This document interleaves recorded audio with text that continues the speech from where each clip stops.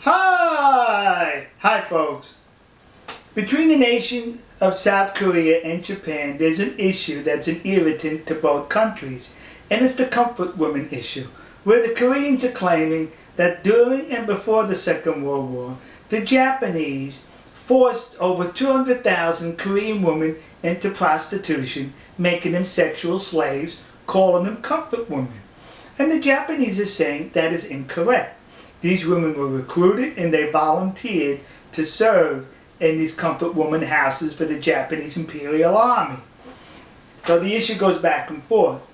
Recently there's been some documentation on the internet which was reported to have been a report issued by the United States Army in 1944.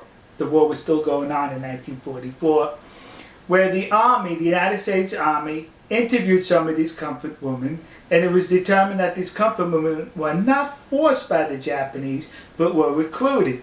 Well, looking at the document and the different versions, one can question the legitimacy of that document. That's what I did, kids. I questioned it. So I contacted the National Archives outside of Washington, D.C. I made a telephone call. They advised me to send correspondence. I did. Well, yesterday they replied with this envelope. And in this envelope was the very report that appears on the internet. They authenticated the report, saying that this is an authentic report written in 1944 by the United States Army after they captured comfort women in the Philippines. You notice how I use the word captured and not rescued? Because they were captured. These comfort women were fleeing the advancing American military. They were fleeing with the Japanese. Right behind the Japanese soldiers were these comfort women. They got separated. And when they got separated, they got disoriented and lost, and that's when they were captured and interviewed by the United States Army. Now remember, 1944, there was a war going on, kids, and the Japanese as well as the Americans used anything to their advantage for propaganda purposes. So now the Americans captured these comfort women, these prostitutes who worked in concubines for the Japanese army, and it would have been easy for the American army to say, they were forced into prostitution. You see how nasty the Japanese are? But no, they could not say that because it would have been a lie. So the American army in this report reported the truth that these women volunteered, they were recruited, and the Japanese army did not terrorize the Korean peninsula by extracting 200,000 women at force. If there was 200,000 comfort women, they were recruited and they were well paid for their services. But what's interesting about this report is, it mentions in this report that these women were not pretty by Japanese or Caucasian standards. They weren't pretty. In other words, the United States Army is saying these women were ugly. That's it, kids. You know, next to the Yasukuni Shrine in Tokyo, there's a war museum. And when you go through the museum, it takes you all the way through Japan's military history, I think from pre-samurai, samurai, Edo, up into World War II. But you know what I did not notice as far as military equipment that I'm sure the Japanese Imperial Army was issued? Was these.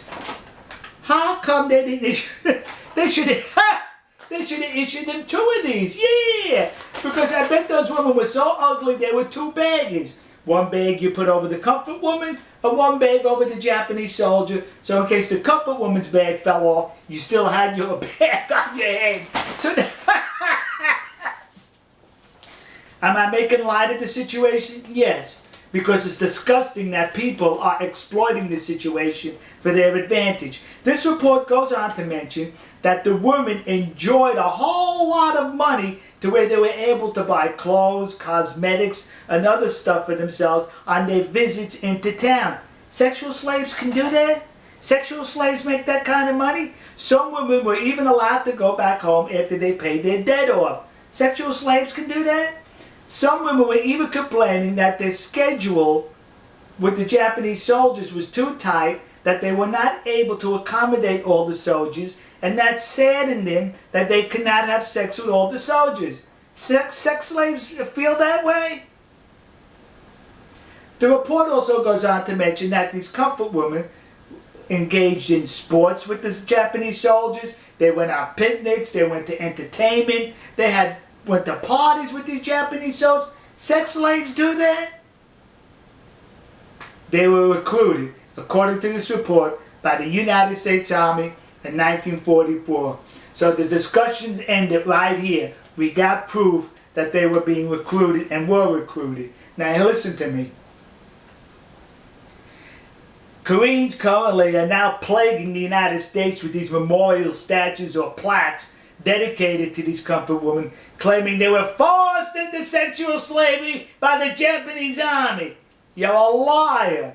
That did not happen. I'd rather call you a liar than the United States Army in World War II, who would have definitely used this for propaganda had it been the other way around. But they told the truth that these comfort women were recruited. So to the community of Nassau County, Long Island, New York, that community in New Jersey, and those idiots in Detroit who put up these memorials, you were suckered in by the comfort women hucksters. And to those dopes in the city council in Glendale, California, who recently approved to put up a statue to the comfort woman, the one that exists across the street from the Japanese embassy in Seoul, South Korea. When you put that statue up, would you do me a favor and be accurate? Put a paper bag over her head. Alright folks, we'll see you. God bless you. God bless America. God bless the nation you happen to be in.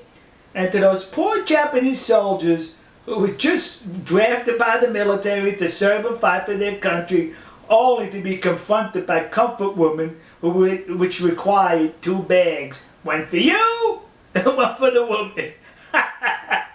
To those Japanese soldiers, you should be seeking compensation from the Japanese government who recruited ugly women to serve in your concubines. We'll see you.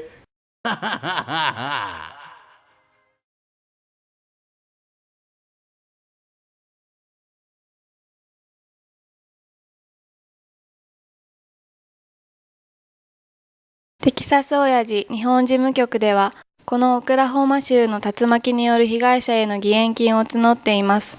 今回は日本人がこの被災者を助ける番です。テキサス親父の動画をご覧の皆様の温かいご支援をお願いいたします。義援金の振込先は、群馬銀行熊谷支店、天板300、通預金、口座番号934849、テキサス親父日本事務局です。義援金を振り込みいただく場合は、事務局へのご支援金と分けるために、お名前の後ろに数字の8、または義援金の義、またはカタカナで義という文字を追加願います。